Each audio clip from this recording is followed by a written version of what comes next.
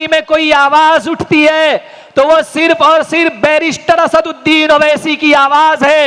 मैं आपको बताना चाहता हूं कि जब भी कोई दलित नौजवान रोहित वेमुला की शक्ल में उभरने की कोशिश करता है तो उसे मार दिया जाता है। जब भी कोई मुसलमान उमर खालिद और शर्जील इमाम की शक्ल में उभरने की कोशिश करता है तो उसे जेलों की सलाखों के पीछे बिना ट्रायल के धकेल दिया जाता है। मैं आपको बताने की कोशिश ये कर रहा हूं कि ये कांग्रेस वाले, ये बीजेपी वाले, ये शिवसेना वाले, ये सब के सब एक ही सिक्के के दो पहलू हैं और इन सबों ने इस देश के दलित समाज को, इस देश के अंबेडकर वादियों को, इस देश के मुसलमानों को ठगने का काम किया है। बताइए, वो उद्धव ठाकरे जिसका खमीर शिवसेना से मिलता है, जो बाला साहेब की औलाद है, उसी शिवसेना ने कहा था लुंगी भगाओ और पुंगी बजाओ। क्या उस उद्धव ठाकरे ने नहीं कहा था कि एक बिहारी 100 बीमारी? कहा था या नहीं कहा था? क्या उस उद्धव ठाकरे ने नहीं कहा था कि हमें बाबरी मस्जिद को तोड़ने पर फख्र महसूस होता है? बताइए, इस तरीके का कट्टर दिमाग रखने वाला, इस तरीके की कट्टरवादी पार्टी आज कांग्रेस के साथ मिलकर खुद को सेकुलर कार्ड खेलने की कोशिश कर रही है। मैं आपको जगाने आया हूं। आप बताइए, अभी कुछ दिन पहले लोकसभा का चुनाव हुआ, हमने उस लोकसभा के अंदर मशाल को भर भर कर वोट दिए, लेकिन बताइए जब आपके वक्फ बिल का मसला आया पार्लियामेंट के अंदर, क्या शिवसेना के सभी एमपी ने वॉकआउट नहीं किया था? किया था या नहीं किया था? आपको साथ देने की जरूरत है। हम आपको बता रहे हैं कि आप होशियार हो जाइए, अपनी कयादत चुनिए, अपनी लीडरशिप चुनिए, अपने आप को लीडर बनाइए। बैरिस्टर असदुद्दीन ओवैसी आपको जगाने आए हैं, आपको बताने आए हैं कि मेरे नौजवानों, मेरे अंबेडकर वादियों, मेरे मुसलमानों, जाग जाओ। अगर तुम सोते रहे, अगर तुम भटकते रहे तो कभी राज ठाकरे जैसा बेहुदा लीडर पैदा होगा। अगर तुम भटकते रहे, अगर तुम सोते रहे तो नितेश राणा जैसा टिल्लू पैदा होगा। अगर तुम सोते रहे, अगर तुम भटकते रहे तो याद रखना बीजेपी की नफरती एजेंडा पैदा होगा। अगर तुम सोते रहे, अगर तुम भटकते रहे तो याद रखना कांग्रेस की दोगली सियासत पैदा होगी। हम आपको बताना चाहते हैं, आइए मुत्तहिद होकर, मुनज़्ज़म होकर इस बार कुर्ला में एक इनकलाब लाएंगे और अस्मा शेख को जिताकर महाराष्ट्र की असेंबली में भेजेंगे। इस बार हम ख्वाब गफलत में नहीं सोएंगे, इस बार हम किसी के बहकावे में नहीं आएंगे, इस बार हम किसी गलतफहमी में नहीं पड़ेंगे इंशाअल्लाह ताला।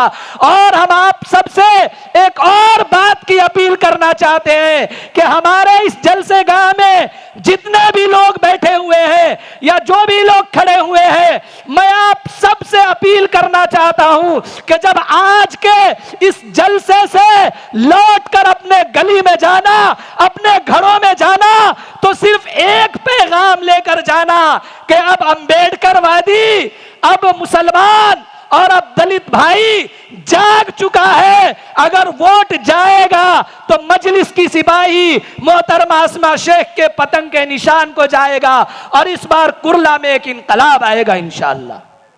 मेरे भाइयों बुजुर्गों, टाइम बहुत कम है। बहुत जल्द जनाब बैरिस्टर असदुद्दीन ओवैसी साहब आपके बीच में तशरीफ ला रहे हैं। हम आप सबसे अपील करते हैं कि इधर भी जितने भाई हमारे खड़े हुए हैं, आइए जलसे गाह की जीनत बनिए। हमारा चेयर खाली है, आप जलसे गाह में बैठिए। इंशाअल्लाह हिंदुस्तान की शान, हिंदुस्तान की आन बान और बाबा साहब अंबेडकर के संविधान के मुहाफिज, सच्चे सिपाही बैरिस्टर असदुद्दीन ओवैसी साहब बहुत जल्द आपके बीच में तशरीफ ला रहे हैं। आइए हम आपके बीच में एक नौजवान मुकर्रिर सद्दाम को दावत देता हूं कि वो माइक पर आकर चंद मिनटों में अपनी बात रखे।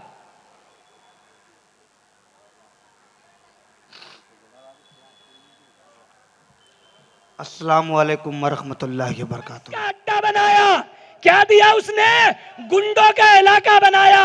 क्या किया उसने? लाइब्रेरी की जमीन को कब्जा किया। क्या किया उसने? मासूम बच्चों को कत्ल करने का रास्ता मुहैया किया।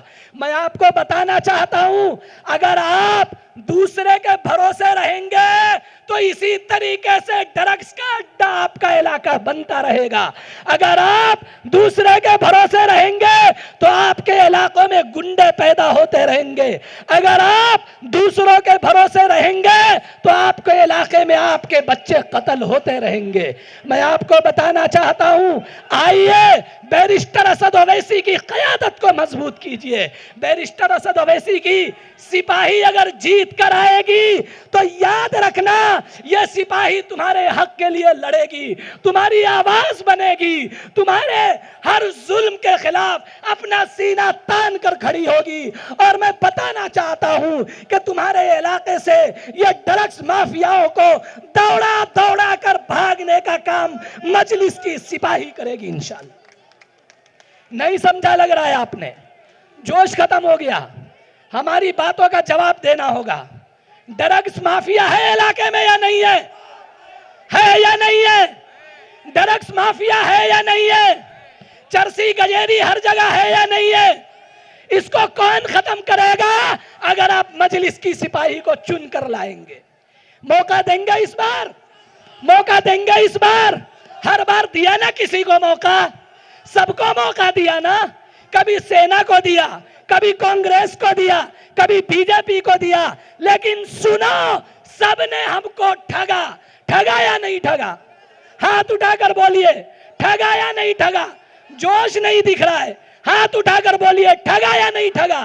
तो मैं आपको बताना चाहता हूं, अगर आप चाहते हैं कि आपके फ्यूचर से खिलवाड़ ना हो, आपको ठगा ना जाए, आपके मुस्तकबिल की परवाह की जाए, आपके लिए अच्छे स्कूल का इंतजाम किया जाए, आपके इलाके से गंदगी का अंबार खत्म किया जाए, अगर आप चाहते हैं कि आपकी सड़कें अच्छी बने, अगर आप चाहते हैं कि आपके इलाके में साफ सफाई का माहौल पैदा हो, अगर आप चाहते हैं कि ये सब काम आपके इलाके में हो, तो मैं आपको बताना चाहता हूं कि एक मौका, कितना मौका?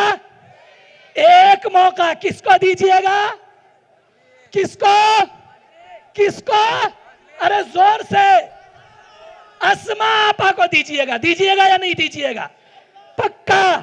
वादा खिलाफी मुसलमान नहीं करता है, वादा खिलाफी मुसलमान नहीं करता है। करेंगे वादा खिलाफी? करेंगे वादा खिलाफी? मेरी माओ बताओ, करोगे वादा खिलाफी? जोर से बोलो। अटल रहोगे अपनी बातों पे? अटल रहोगे अपनी बातों पे? अगर अटल रहोगे तो मैं आपके सामने आपकी चहीती, आपकी अपनी और आपके इलाके की होने वाली आमदार, आपके इलाके की होने वाली एमएलए जनाब एडवोकेट अस्मा शेख को पेश करने जा रहा हूं। जोरदार नारा लगाएंगे, नारा लगाएंगे। अस्मा बहन का भाई बनकर काम करेंगे, अस्मा बहन का भाई बनकर काम करेंगे। बिल्कुल, तो जोर से नारा लगाइए, नारे तकबीर, नारे तकबीर। देखो देखो कौन आया। माइक पर आपके सामने एडवोकेट अस्मा शेख।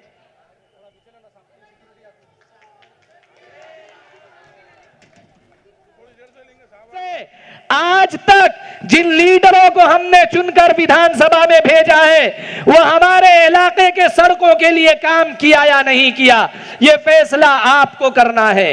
ये फैसला आपको करना है कि जिन लीडरों को हमने चुनकर भेजा, वो हमारे मोहल्ले में सही एजुकेशन का काम किया या नहीं किया, सही अस्पताल खोले या नहीं खोले, सही स्कूल कायम किए या नहीं किए, ये फैसला आपको करना है।